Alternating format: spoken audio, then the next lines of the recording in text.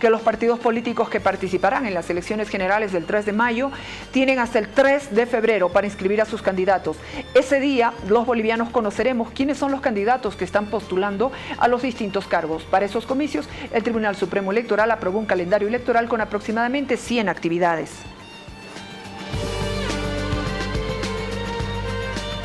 Portal de Página 7. Expertos de la Organización de Estados Americanos arribarán a Bolivia para apoyar la organización de las elecciones del 3 de mayo.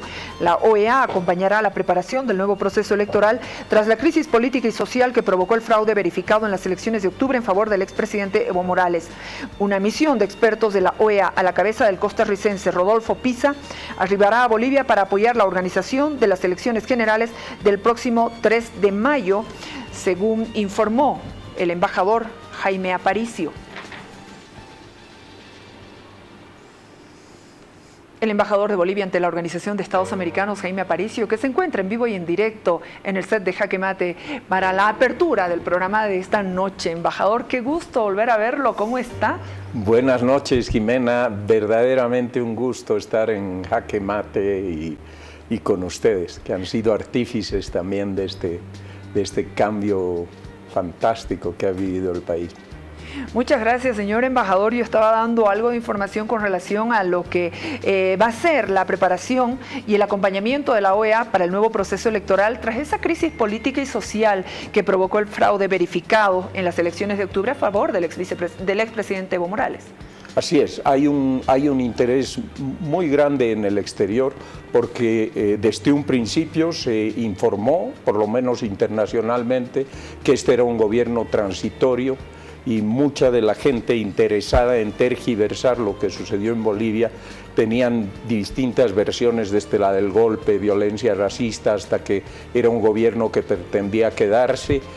Todo esto ha quedado poco a poco desvirtuado, la realidad y la verdad se han impuesto, y ahora con una fecha para elecciones está muy claro ante el mundo que estamos avanzando, que este es un gobierno cuyo cometido es llamar a elecciones transparentes y tener luego de esta elección un gobierno ya por 5 años, y los organismos internacionales, en este caso en lo que a mí me compete, la OEA, ha demostrado un interés específico y muy grande en apoyar esta elección. La prueba es que ya está llegando al país, si es que no ha llegado, ya esta primera misión con el señor Pisa, y que van a tratar todos los temas técnicos que requiera el Tribunal Electoral. También entiendo, va a participar la Unión Europea, hay interés de, por supuesto, Naciones Unidas, Canadá. Muchos países van a contribuir para que esta misión de los organismos y sobre todo la de la OEA sea un éxito. Nosotros como Estado hemos solicitado la cooperación técnica, pero tengo entendida que la OEA va a estar involucrada en todo el proceso desde hoy hasta el 3 de mayo, en todas las facetas. Van a trabajar con las autoridades electorales del país. Se prevén reuniones, tengo entendido, con representantes del gobierno y los actores. Sí, por supuesto, se van a reunir con el Tribunal Electoral, quien es el que por la normativa de las misiones electorales, quien invita a las misiones electorales, y esta misión electoral, digamos, de medio plazo, porque ya no se puede hablar de largo plazo con una elección a la vuelta de la esquina, pero esta elección va a cubrir todas las facetas de apoyo técnico, tanto en la revisión del padrón, la tecnología, el software, todo lo que la expertise que tiene la OEA, y luego se va también a traer una misión de observación electoral, que es, digamos, lo más clásico, el apoyo más claro y más prestigioso que tiene la OEA, que es traer un grupo, ojalá sea un grupo numeroso, de personas que van a vigilar la elección y que haya no solo transparencia, sino que no hayan incidentes y que puedan reportar desde todo el territorio nacional la normalidad de la elección. O sea que tenemos primero una misión técnica, luego una clásica ya misión de observación electoral. Lo que se busca es que este sea un proceso con una elección transparente, libre, que los candidatos vayan en igualdad de condiciones, que se respete el voto, que no se le robe el voto absolutamente a nadie. Ya hemos tenido la experiencia y las expectativas bolivianas o la esperanza boliviana en algún momento estaba depositada en los auditores de la Organización de Estados Americanos. Así es, fue un proceso difícil, pero creo que la OEA cumplió con su rol. Cumplió porque a veces nos olvidamos que todo esto también empezó con un informe preliminar de la OEA y no se ha destacado lo suficiente el rol que tuvo el ex canciller de Costa Rica, quien tuvo la valentía de decir que esa elección no era fiable, que se habían cometido irregularidades, que la interrupción del TREP fue, por decirlo menos, sorpresiva e injustificable, y ahí se desarrolló todo este proceso de la auditoría, que contó, por supuesto, con también el rol fundamental de Álvaro Andrade, que va a estar acá en el programa, del ingeniero Villegas, y que creó este cambio en la población boliviana de defensa de su voto, que es la espina dorsal de una elección. Imagínate, yo les decía en la OEA, Jimena, que imagínate una persona que cumple 18 años y es su primer voto, su primera elección, va con toda la ilusión del mundo a votar y después se da cuenta que le han robado el voto. Es que no hemos medido lo suficientemente lo grave que es una situación de eso, el daño que le hace a la democracia, a la fe en la democracia, y lo que quieren los organismos, en este caso la OEA, es que esta elección sea impecable. Y el hecho de tener a Salvador Romero ahí, y yo te lo digo porque yo estoy fuera del país, he hablado con mucha gente, con muchos países, y todos han respirado aliviados cuando han sabido que alguien con esa calidad, ese prestigio, esa experiencia está dirigiendo esta elección. Si hay errores, van a ser errores que hay en toda elección, pero la gente sabe que eso no va a ser ni premeditado ni va a ser un fraude. Cuando saludaba al embajador Jaime Aparicio, decíamos que hace por lo menos unos 15 años que no teníamos la posibilidad de poder conversar personalmente. Don Jaime Aparicio es abogado, diplomático de carrera, periodista, asesor jurídico y político con base en Washington. Fue embajador de Bolivia en Estados Unidos del 2002 al 2006 y luego presidente del Comité Jurídico Interamericano de la Organización de Estados Americanos. Usted sabe en lo que está haciendo y obviamente el estar trabajando en el ámbito del derecho internacional, democracia, derechos humanos y todo lo que es el Estado de Derecho en Latinoamérica por más de 30 años, me permite hacerle algunas preguntas con relación a los recientes incidentes que se han ido dando, por ejemplo, con estos funcionarios encapuchados de la Embajada de España en la residencia mexicana, señor embajador. Bueno, ese tema, como tú dices, Jimena, es parte de una tendencia que hay en muchos países de subestimar a Bolivia y a los bolivianos. Y cometen este tipo de torpezas que, tú sabes, en el pasado siempre culpábamos de todo a los Estados Unidos, de cualquier cosa que pasaba eran culpables, pero ahora dejamos pasar un tipo de actitudes que son, y no es solo este caso de España, la actitud de México como país, con Bolivia, la actitud de otros países, de medios de comunicación, de organismos internacionales, y yo creo que Bolivia se ha ganado el respeto porque ha defendido su dignidad. El episodio de los españoles es por lo menos que se puede decir, absolutamente irregular, ¿no? Porque todos los hechos muestran que esto no era un proceso correcto. No se va primero a hacer una visita de cortesía y menos un diplomático español a las 8 de la mañana. Eso lo dijo un experimentado diplomático español como el embajador Arias, que estuvo en Bolivia más de 30 años, fue embajador, 30 años de experiencia, fue embajador en Naciones Unidas. Dicen, no hacemos visitas o el ex embajador en Estados Unidos de España, Rupérez, no hacemos visitas 8 de la mañana. Luego a una visita de cortesía no se va con el cónsul, porque el cónsul tiene otro tipo de funciones, dar visas, pasaportes.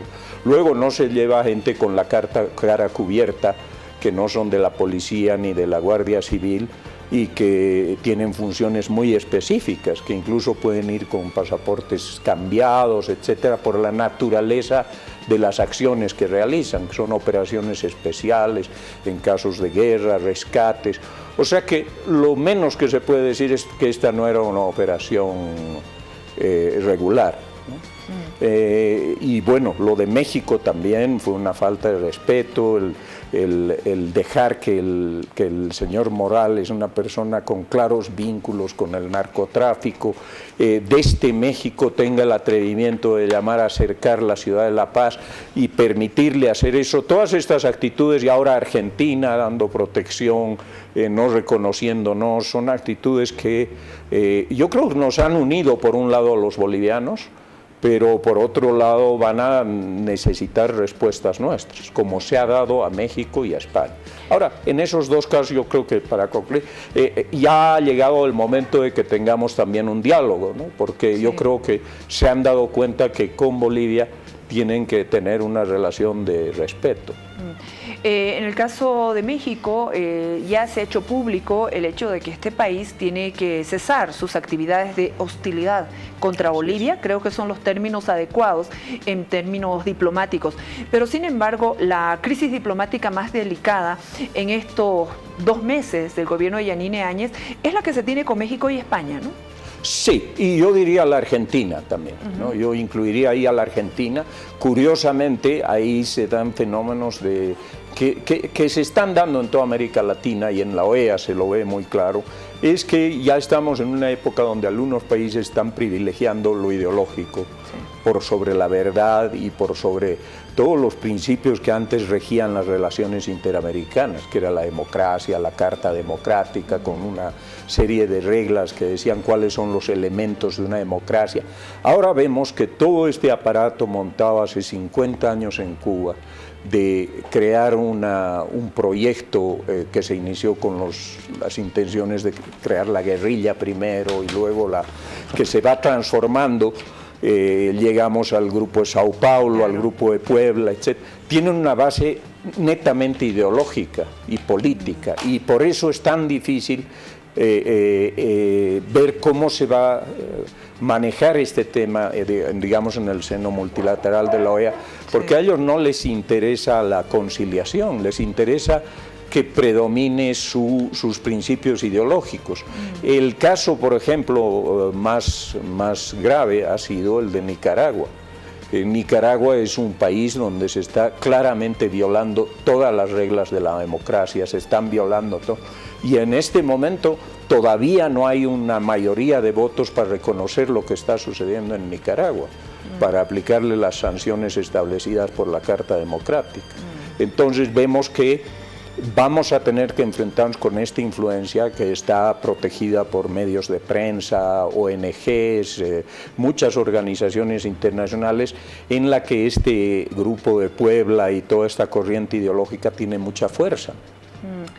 Al hablar de ideologizar las relaciones diplomáticas que usted señala, señor embajador, nos referimos a anteponer este tema de la confraternidad, amistad o alianza que tenía, por ejemplo, el movimiento al socialismo con algunos países como Cuba o Venezuela, por sobre todos los intereses nacionales. Las relaciones internacionales deben manejarse en función de nuestros intereses como Estados, antes de la ideologización. Correcto. Esa es la gran tragedia que estamos viviendo. Hay un video bueno, por supuesto lo has debido ver, esta reunión del ALBA en Cuba, donde Evo Morales, muy suelto de cuerpo, dice que cuando le dicen tienes que consultar, él dice yo no tengo nada que consultar, acá no se consulta a nadie, yo sigo la línea de Hugo y de Fidel. Sí. Eso lo ha dicho él, lo ha dicho públicamente, y eso te muestra el grado no solo de ideologización, sino también el grado de unidad que existe en estos países en base a criterios que no tienen nada que hacer con la democracia, tienen que ver con su causa, sus aspiraciones ideológicas, y muy poco que ver con la realidad de la región, que es buscar oportunidades, integrarnos, lograr entrar a la modernidad, y que nuestros países tengan mercados ampliados, que solucionemos los problemas reales, o lo que decía Octavio Paz, aplicar políticas de sentido común. O sea, eso es lo que va a solucionar nuestros problemas más profundos, no es la ideología. De pronto recuerdo cuando Bolivia ocupó un asiento no permanente, ¿no?, en el foro del Consejo de Seguridad.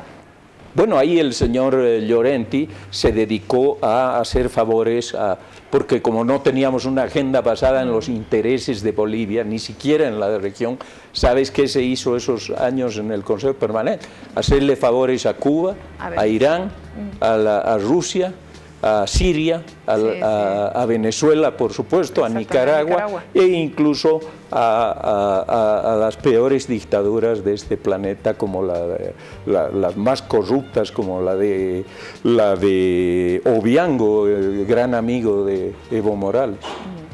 En este momento, la canciller, desde el inicio de su nombramiento, ha dicho que la política exterior es de apertura. Si uno recuerda todo lo que hemos pasado en las relaciones más tensas en la pasada gestión, una de las más evidentes ha sido la con Estados Unidos.